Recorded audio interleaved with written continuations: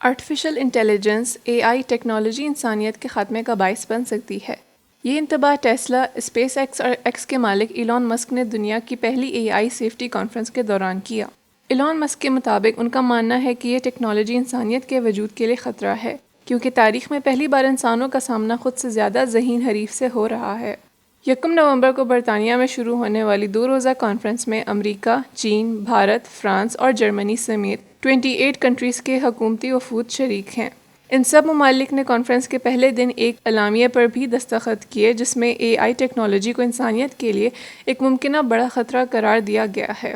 Elon Musk نے conference سے خطاب کرتے ہوئے کہا کہ میرے خیال میں AI ٹیکنالوجی انسانیت کو لاحق چند بڑے خطرات میں سے ایک ہے۔ انہوں نے مزید کہا کہ ہم دیگر مخلوقات سے زیادہ طاقتور یا تیز رفتار نہیں، مگر ہم ان سے زیادہ ذہین ہیں، تاہم اب انسانی تاریخ میں پہلی بار ہمیں خود سے زیادہ ذہین چیز کا سامنا ہے۔ ان کا کہنا تھا کہ مجھے نہیں معلوم کہ ہم اس طرح کی چیز پر کنٹرول کر سکتے ہیں یا نہیں، مگر میرے خیال میں ہمیں اس راہ کی تعین کرنا چاہیے جو انسانیت کے لیے مفید ہوگا۔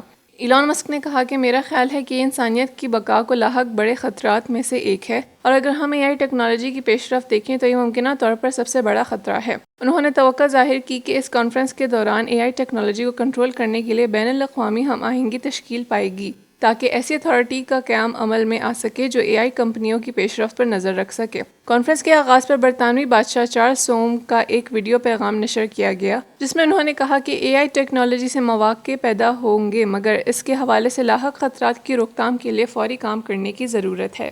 مزید ایسی ویڈیوز دیکھنے کے لیے ہمارے چینل کو سبسکرائب کریں اور بیل آئیکن کو دبانا نہ بھولیں۔